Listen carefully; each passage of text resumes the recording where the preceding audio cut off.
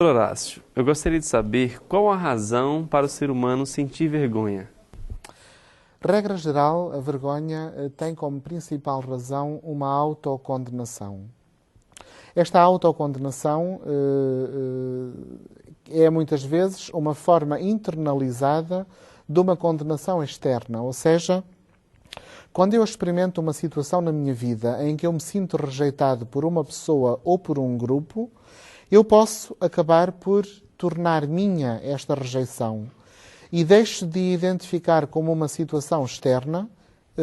fulano de tal ou determinado grupo rejeitaram-me enquanto membro, e passo a torná-lo numa situação interna. Eu sou digno de rejeição, eu sou um rejeitado. Da mesma forma, quando experimento um fracasso na minha vida, eu tentei fazer determinada coisa que não deu certo, por exemplo, tentei entrar num curso na universidade para o qual não atingi média escolar suficiente que me permitisse entrar,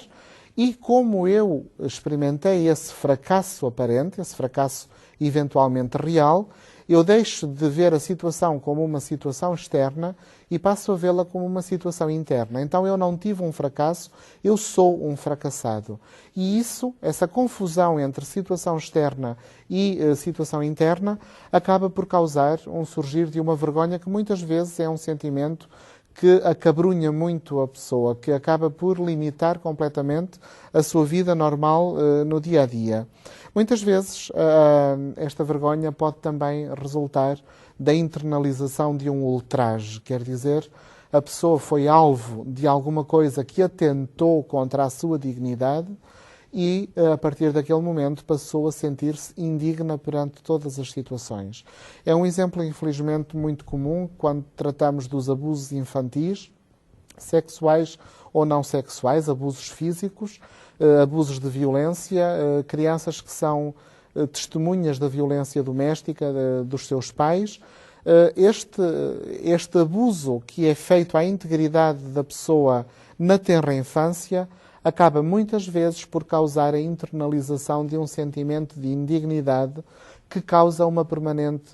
sensação de vergonha. Esta sensação de vergonha, como compreende, não está ligada com nenhum fator externo atual, está ligada com a internalização do sentimento que foi feito na tenra infância e que a pessoa muitas vezes acaba por carregar ao longo de toda a sua vida. E, portanto, muitas vezes só com um grande trabalho de reconciliação interior, de cura interior, de restabelecimento da sua própria dignidade, é que nós conseguimos, por assim dizer, ultrapassar este sentimento que escraviza e que pode, muitas vezes, quase destruir completamente a pessoa. Uma outra razão pela qual a pessoa pode sentir vergonha é também por se sentir pertença de um determinado grupo que é, por assim dizer, socialmente ostracizado, ou seja, que socialmente é mal visto ou mal colocado e posto à margem. Um exemplo muito concreto pode ser a pessoa que é portadora de determinada doença ou de determinada deficiência. Sabemos que, infelizmente, na nossa sociedade atual, que pretensamente é tão científica e tão esclarecida em determinadas coisas, ainda continuamos a discriminar as pessoas pela cor da sua pele, pelo seu grau de escolaridade, pela sua capacidade ou não, capacidade económica, pela sua inteligência a determinado nível, pela forma como sucede na vida, continuamos de forma permanente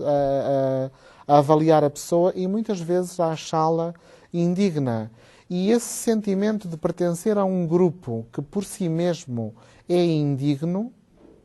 acaba por causar na pessoa um sentimento de indignidade, já não do grupo, mas de indignidade pessoal. Um exemplo muito concreto para entender são os portadores do HIV, os portadores, as pessoas que estão ou não doentes de SIDA, mas que de qualquer forma estão infectadas pelo vírus da imunodeficiência. Podem muitas vezes, por exemplo, sentir-se indignas, sequer da companhia dos outros, sequer da presença social, e isto porque, não porque sejam indignas na verdade, mas porque estão inseridas numa sociedade que as trata como tal.